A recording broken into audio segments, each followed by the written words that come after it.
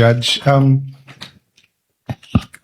Since we already stated as a court that we will take literally Section 3, subparagraph 6 of Article 11 of the 1987 Constitution, that no person shall be convicted without the concurrence of 2/3 of all members of the Senate, may I ask the members of this court through the presiding justice to consider, not today, I have a proposal, but not today, but to consider communication with the Sandigan Bayan for the attendance of Senator Dante Marcoleta and Senator Jinggoy Estrada, considering that the presiding officer may correct me if I'm wrong, but if we get to Section 21, as discussed a while ago by the defense, the prosecution and defense, and we do not know what will happen. Their case may be dismissed. They can be out on bail. So we want them to be able to participate and observe the witnesses as senator judges here. I do know that Senator Jinggoy is under suspension, but there's an argument to be made that the impeachment court is sui generis. In ordinary committee hearings, we do coordinate with courts to ask that persons under their custody be delivered to the Senate under, or the House of Representatives under certain conditions. So I'd like to formally ask, Mr. President, that this court consider that. I will submit whether you'd rather have a caucus or a in-camera discussion, or if you want us all to submit our legal opinion. I wouldn't also mind the prosecution and defense weighing in, but considering that if they do not attend and they are here, sorry, Mr. President, considering that if they do not attend at all and cannot vote, their vote will be equal to a acquittal.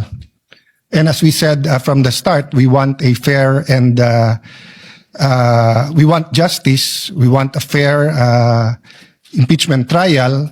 Sinabi ng prosecution na sana tignan yung ebidensya, pakinggan mga witnesses.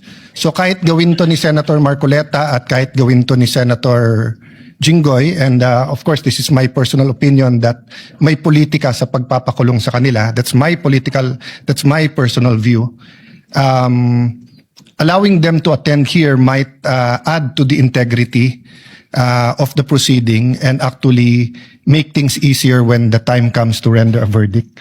So may I submit that to the court and to our colleagues for discussion at the proper time, Mr. President. The chair notes the comments and requests of Senator Judge Cayetano and will consult the senator judges regarding this matter and shall coordinate with his office with respect to his requests pertaining to Senators Jinggoy Estrada and Senator Marcoleta, including whether or not we will enlist the comment on and position of the parties to this case. So ordered. Senator Tulfo? What is the pleasure of Senator Judge Tulfo? Rafi? Officer ni Senator Cheese. The impeachment trial is either fair or not fair. It's either we follow due process or we do not follow due process. It's either we follow the Constitution or hindi. Walang middle ground yun. So malinaw na malinaw sa Constitution na dapat ang presiding officer yung Senate President. Hindi totoong walang kaugnayan to sa May 1, May 13. Kasi obviously, may mga powers that be na ayaw yung grupo namin ang majority at mag-preside. So okay yon, na-settle yon. Because nung nagka-13 sila, si Senator Win na. But bakit mag-e-elect ng ibang Senate President? At hindi ko sila maintindihan nung bring up ko na sa tamang forum yan, na bakit ang AMLA illegal na tinignan ang bank account ng 3 senador dito sa Senate. Ang sabi nila, wag i-take up dito, hindi tamang forum. So galit sila pag nagpe-Facebook ako, wag daw Facebook, humarap daw sa kanila. Pero pagkaharap sila, galit din sila at wag daw i-take up dito. We cannot be blind na nagkaugnay-ugnay lahat ito. Having said that, ayaw natin maantala yung impeachment trial. That's why we're just registering a continuing objection. But I am concerned that once you bend the law, once you do not follow the Constitution, sunod-sunod na to. So despite po ng continuing objection ninyo ay patuloy kayo magpa-participate dito sa impeachment trial? Yes, kaya lang nga, magkakaroon ng mas maraming question on it. In the end, whether makonvict o ma-acquit ang Vice President, importante ang sinabi ng taong bayan, one, walang selective justice, two, it is precisely justice, ibig sabihin, fair at nagkaroon ng due process. Pero apektado ang due process kung papalitan natin pati yung sino mag-preside. Kung hindi importante kung sino mag-preside, bakit nilagay sa Constitution kung sino? Bakit may rules tayo kung sino dapat mag-preside? Senator Cayetano, sa palagay po ninyo, how should the public appreciate ito kung mga balitaktakan na nangyayari po sa loob ng impeachment trial? Because it may sound all too alien or, too gobbledygook for I a love lot your of our question. people. Yeah. Because simple lang, no? People should demand better government. People should demand total accountability. So we're here, we're present, we're going to hold the Vice President accountable, but let's also hold accountable lahat ng involved sa flood control at yung iba. So kung ma-schedule natin ng 30 weeks na tuloy-tuloy yung trial, bakit hindi ma-schedule yung flood control sa Blue Ribbon Committee? Diba? So, sa tanong mo, how should they appreciate? Tiyagain nyo lang po, day by day, hopefully, yung mga dean, yung mga legal experts, ma-explain ito in a non-partisan way. Ang problema talaga, Jessica, is masyadong partisan lahat ngayon.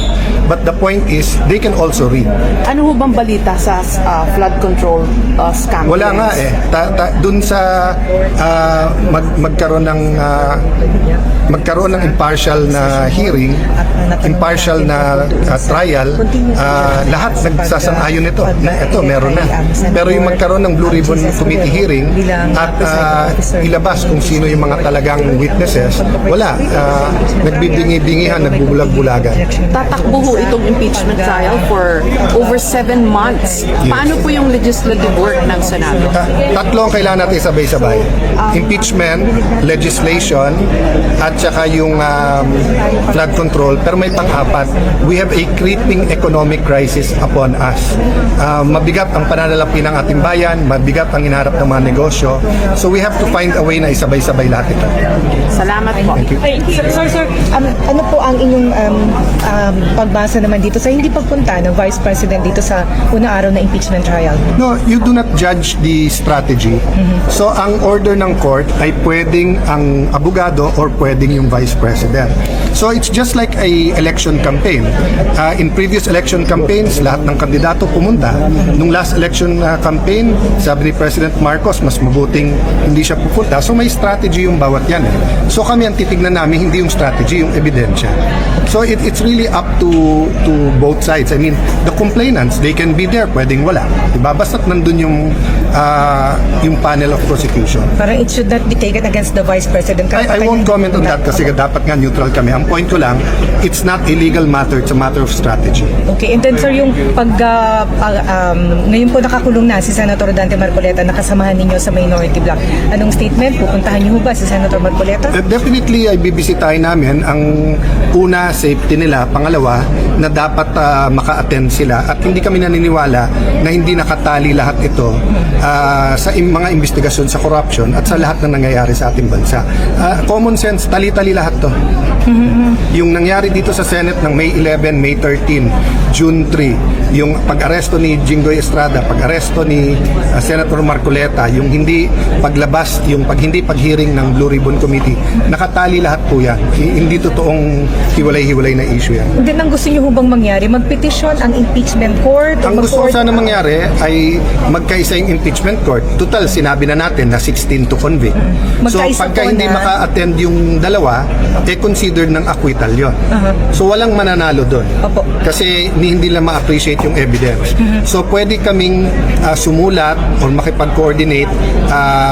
When I say coordinate, hindi kausap formal na pleading sa Sandigan Bayan stating our case and asking them to allow the two senators to attend. To attend, pero kaya lang, si Senator Jinggoy po kasi suspended pa. Yes, pero suspended ba siya both as a senator and as a senator judge, or suspended lang siya as a senator? And in case na suspended siya as both, meron namang 3 months lang yun eh. Eh yung kaso na to mahigit 3 months. So hindi ba siya pwedeng manood at makita? Kasi iba yung personal eh, nakikita mo yung witnesses, at iba yung nakakapagsulat o note sa amin kung anong gusto niyang itanong. Kahit po mag-observe kung suspended pa rin The sila. reality is, this is sui generis. So, wala sa lahat ng libro ng batas ito at paano nga ma-apply yung mga batas sa suspension, sa anti-graft. Kasi hindi naman na nabasa lahat ng sitwasyon na katulad nito na ang dami na nakulong, marami pa silang gustong ikulong. Salamat po. Thank you.